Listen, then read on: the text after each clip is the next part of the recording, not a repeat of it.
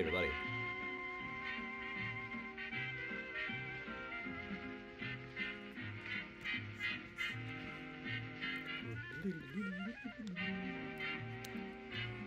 Oh. Level with you guys. I'm just trying to get through a few minutes till I can get back to sleep.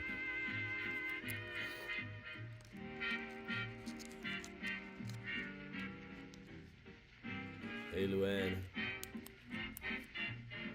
Hey, Todd. And that was Benny Goodman's tuneful invitation, Let's Dance.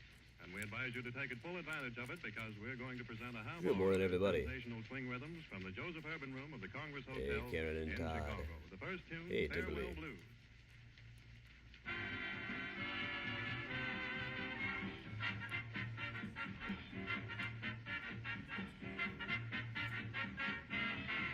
Hey, Katie, Phoenix, and Mary.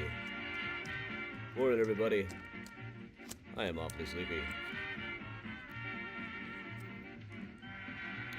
Good morning, everybody.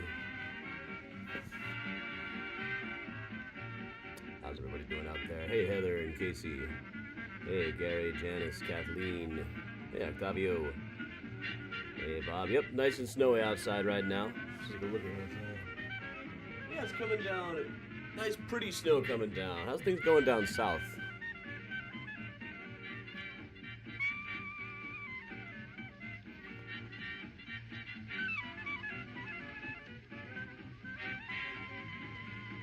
It's nice looking out there.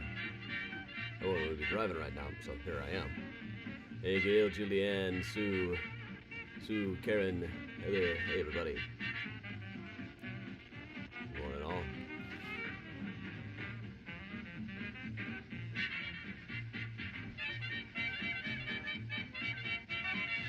Hey, Lynn.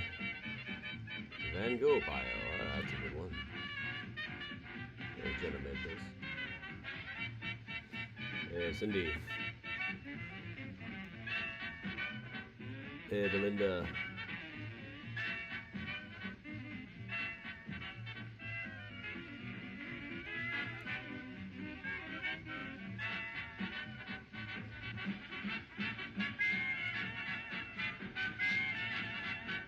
It's starting to get ice in Atlanta.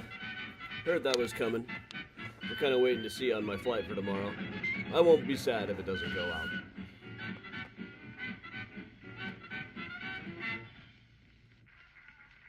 And that's just a polished idea of what we may expect during the ensuing 30 minutes.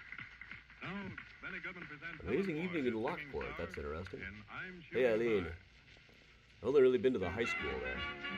And they got Pop's Italian beef. There's my bracelet. Jenna made this. It's got fire. It's got the Chicago flag colors. And Critter Keeper.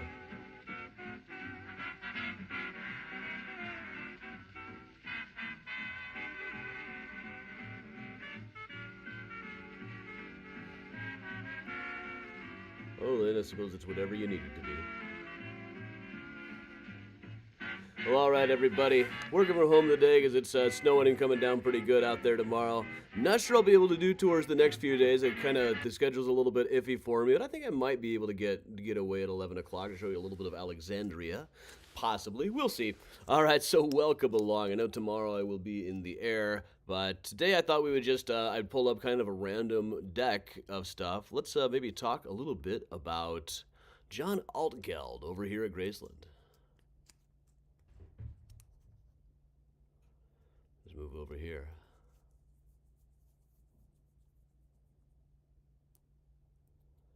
Kenzie's stuck in Fort Lauderdale. Good luck with that. Hey, Scott. So we're going to talk a little bit about Governor John Altgeld, John Peter Altgeld, buried here at Graceland Cemetery. He was elected governor of Illinois in the early 1890s, riding on a wave of populist sentiment. He's possibly the first Democrat that I come across after 1856 that I'm pretty confident this guy would be a Democrat today as well. This guy ran on a platform of being the poor man's friend and saying the rich are getting richer and the poor are getting poorer, which was kind of confounding to people at the time, especially coming out of a party that at the time was much more conservative. He should have known he was rich and getting richer himself. He had just built the Unity Building, which made him a pretty decent, tidy sum of money. So let's move in here. Most famously, he decided to pardon the people associated with the Haymarkets, who had been, in many cases, sentenced to death and already executed by them. But he realized after going through the trial transcript, what everybody pretty much knew is that they had never had a fair trial. The judge had been horribly biased against them right from the start. The judge spent quite a bit of time in his reminiscences about it, just ripping on their defense lawyer, William Perkins Black, and his wife while he was at it.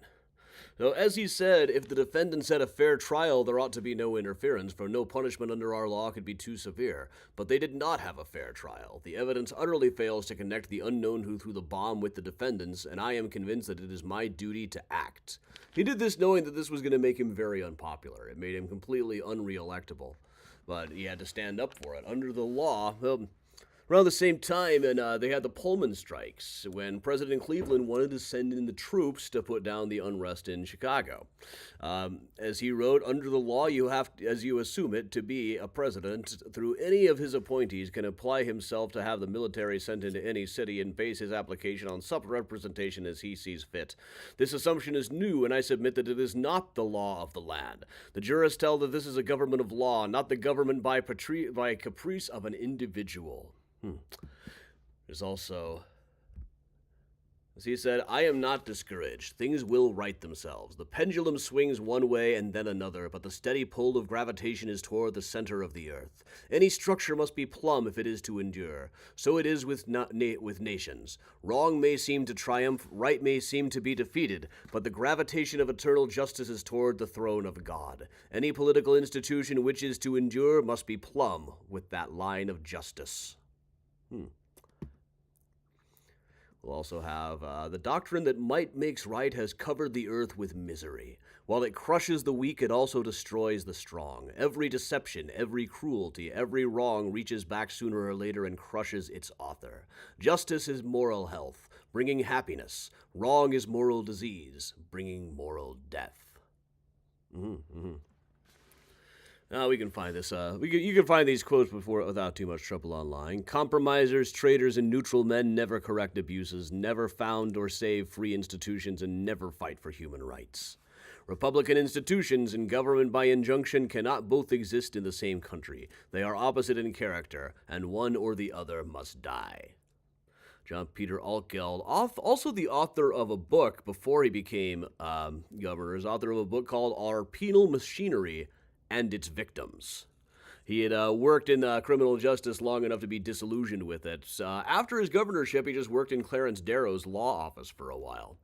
So, good morning, everybody. Welcome along. Keep on fighting and staying vigilant out there. It's just a little bit cold out there for me to be out doing tours. I thought about going out in the snow anyway, but so next few days are going to be a little bit iffy. I'll see what I can work up. This week is going to be a travel week for me, but I will try to do what I can to keep things running around here. We always try to keep these machines moving. And of course, the Patreon will still be running apace. This week, we're going to be talking about those Haymarket anarchists' lawyer's wife, Hortensia Black, who was a character and a half.